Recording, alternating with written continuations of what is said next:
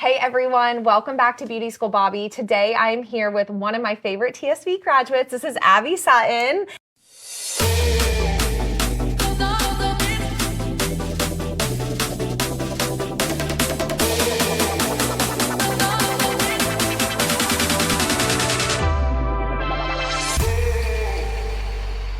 Abby, thank you so much for being on the show today. Of course. I am so excited to talk to you because you came in last week for graduation, and I was like, how's it going? Where are you working? Like just catching up. And you started telling me kind of about what your career path has been. Again, we were just talking about how long you've been graduated. Mm-hmm. I thought it was like 3 months. It's been almost a year, but time for me is just a blur. But you've been out in the salon or in different salons, and we'll kind of get into that for about a year. So just quickly before we kind of talk about where you are now, how was beauty school for you? What was it like? Was it what you expected? Was it different? Highlights, lowlights? Like what were the best parts?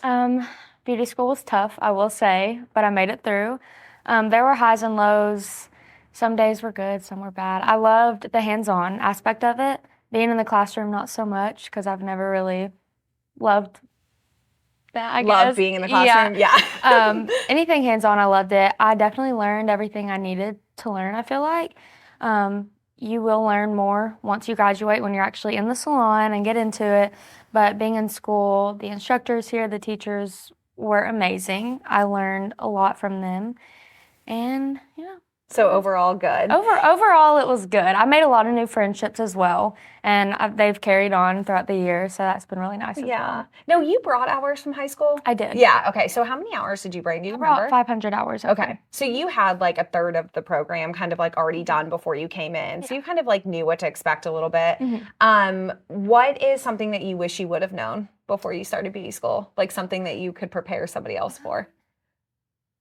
It can be really draining at times.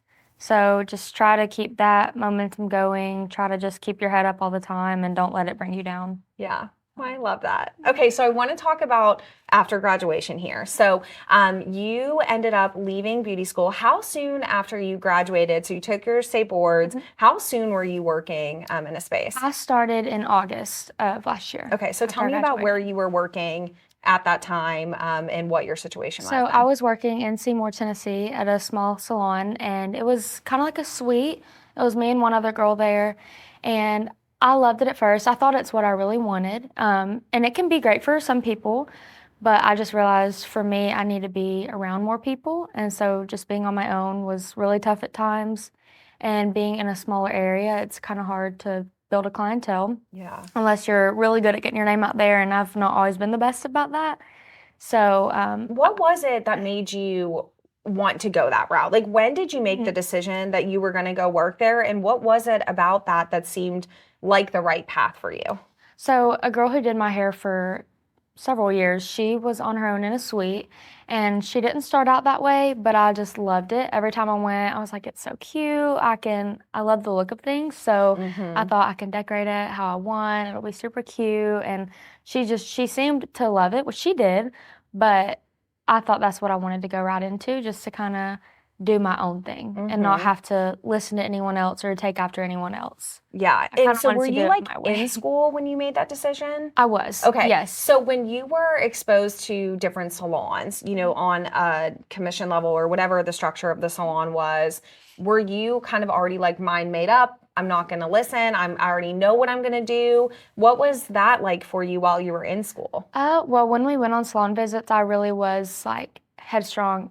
I don't need any of this. I don't need to listen. I'll never go this route. I want to be on my own. And so I kind of already was dead set on it. Okay. And so would the advice be to maybe like stay open-minded? Yes, definitely stay open-minded. On those times. I think that I love that you are so confident and that you were like, no, I know what I'm going to do. And like, this is the path. And I think that exactly what you said is kind of what I wanted to talk about, because you said, I saw somebody else doing it, and that looked fun and exciting and all of those things. I think that that's the biggest thing in the industry right now. And whether that's like people we're following on TikTok or whatever, there's a huge misconception about how easy it is and about how quickly you can gain success. Because what isn't shown on social media, and like we talk about this all the time, but what isn't shown on social media is all of the 100 failures Mhm. that somebody has had to get to this level. So it's not always accurate to just see, Mhm. oh, hey, this person's doing it and I want to follow that. But the good news is that you were able to pivot from that. So you started out like just kind of lonely, hard to build a clientele. Just when did you know, and how hard was it for you to admit, hey, I've got to make a change? What was that process like? So I started a second job while I was working at the salon, and it started just to get really draining and tough because I was working that so much. But deep down, I really just wanted to be a hairstylist. That's all Yeah. I wanted to do. And so I would have some weeks where I had no clients, and I'd either sit at home and just rant to my mom about how much I'm just ready to get busy. And so I wasn't really looking for anywhere at the time, and it kind of just fell into my lap. I met someone, and they just told me a bit about the salon, and I met all the girls, and we kind of waited a little bit because I was like, I don't really know if I'm ready. I was scared to talk to the girl that I was at. I was terrified to talk to her because I Hmm. didn't want to let anyone down. But when I finally was like, I need this change, it's going to be the best for me, then I talked to her, and she was so understanding, very supportive, and which made it a lot easier as well to make that move. Yeah. Was there ever a moment, because I think this happens a lot, Mhm. where people get out into the industry and then end up leaving? Was there ever a time where you considered being like, I can't do this, like I'm going to leave this industry? There were times I was getting really discouraged, and I was just thinking, like, I'm ready to get my future going, but I can't if I don't have money, if I don't have a good steady job. So I was getting pretty discouraged, but then again, I was like, I don't have a plan B. This is Yeah. the only plan I've ever had. So I Mhm. didn't know. I was like, I have to stick to it, whatever it takes. Yeah. So. Who was your biggest support in this transition? How important was it to have somebody to like talk to and go through it with? My mom, definitely, because for one, I was worried about moving all the way to Halls because I'd be far from my family. Even though I still live at home, it was just still kind of tough to think I'll be making that drive every day, commuting. And so I was worried about that. I was worried about being around new people. Mm. I love being around people, but first starting out, it It's terrifies me. literally Yeah. the worst I'm thing. like, Like are we've they been gonna love able me? Are they gonna hate me? Are we gonna fight all the time? Like, how's it gonna go? But my mom's definitely been my biggest supporter. She came and helped me set up everything at the salon, and it's been great. Yeah, so once So, you got through that conversation of leaving, then was it exciting again where you're oh like, yeah. okay, so I think that this is why I love you so much and why I think that like this story is so important is because there were so many times that it was hard. It was Mhm. probably like stressful when you had to have that conversation, stressful decide working two jobs. Mhm. Like there's all of those things, but you still didn't quit. Yeah. You still didn't give up. And I think there has to be more resilience in these times because that's going to happen. I mean, there might be a time 3 years from now where you might be like, okay, I built up my clientele. Now I am going to go out on my own. And you Yeah. have to think about that all over Mhm. again. Or this might just be, what it's like and Mhm. that awkwardness of starting over. I think that a lot of people are like, I got out of beauty school and that was a marathon. Like that Mhm. was hard and it was challenging. And now I just want to get into the easy path. And if it's not the right path right away, people are scared to Yeah. leave. And then they just leave the industry altogether when let's like normalize Mhm. that you might just leave the first place you're at because maybe it isn't what you expected. And Mhm. that's okay. It doesn't mean that you're like a failure in the industry or you can't do hair or your passion changes, but you just have to pivot and that's okay. Exactly. So what was it like starting over? I know that you had a connection at the salon that you're working Yeah. at.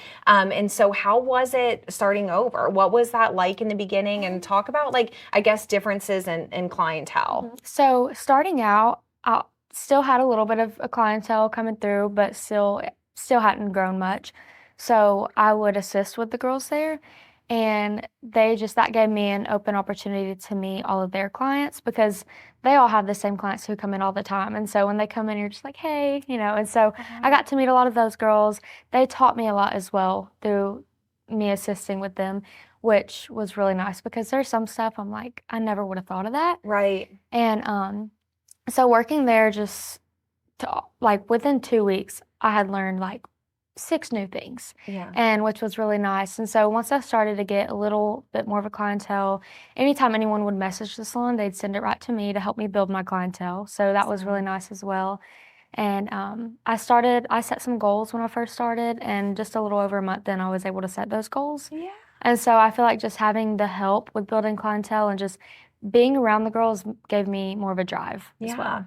So I feel like I want to go to work. I want to be like them one day. So I really look up to them a lot. Yeah. And I think that's important. I think that I think the message is definitely, having that community is important, having people around you to encourage you. And I mean, in beauty school, I know the way that we do things is more than just like what you need to pass state board, but I think that there's a lot of things. It's almost like not bad habits, but the quick ways, the shortcuts. For sure, yeah. You need to learn that. And you just need to learn how from somebody that's been in the salon for a while, how do you talk to guests? How do you do this? How do you do that? Like, I think that's the important stuff of assisting. I think that assisting is such a hot topic in the industry right now, and salons are trying to figure out the best way, because I'm sure when people came in and talked about the associate programs, you were probably like, no way, I'm not doing this. And it seems negative until you're in it and you're like, okay, wait, I see the benefits of that. And that's great. I think that it's okay to learn those lessons. Like, I don't think it's, a bad thing. Like I said, I think it's just positive that you ended up,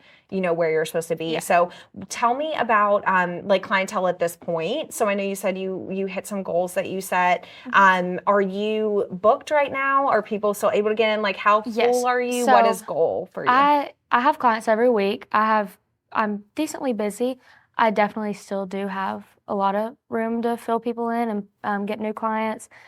I'm not yet to my clientele goal, but I'm just trying to give it some time because I don't want to get discouraged. And I know that it can sometimes take a couple years. Yeah. But I'm at a steady pace right now. I'm steady with my clientele that I feel like, oh, this is my career. I love doing it. I get to come every day and do hair. Yeah. And you haven't had to get a second job. Like, are you done with your? Yeah. Yes. Okay. So you've got only just this job for right now. That's amazing. So you're almost a year out. How long have you been at this new salon? I have only been there since the beginning of February. Okay. Oh, so new. Okay. Yeah. That's awesome. So you love it already. Yeah. So much. That's awesome. So where can we follow you, and where can we, what salon are you at? Where can we find you? Obviously, Abby's got openings, so book with her. And even if you are somebody that is in a salon right now, or in a suite, or in a space where you are like, hey, I just, I want some more feedback or have more questions for Abby, go and get a service done and she'll share. So where can we follow you and find you? So I'm at Salon Odera in Halls. And my Instagram handle is hairbyabbymarie_.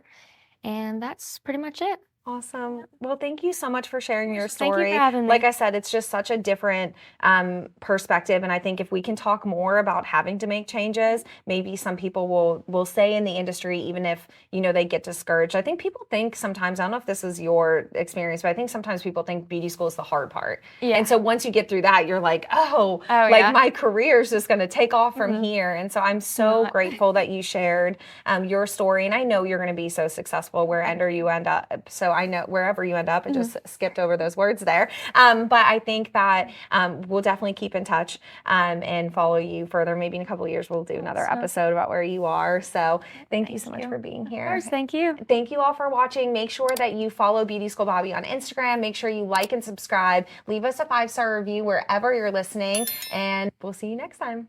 Bye.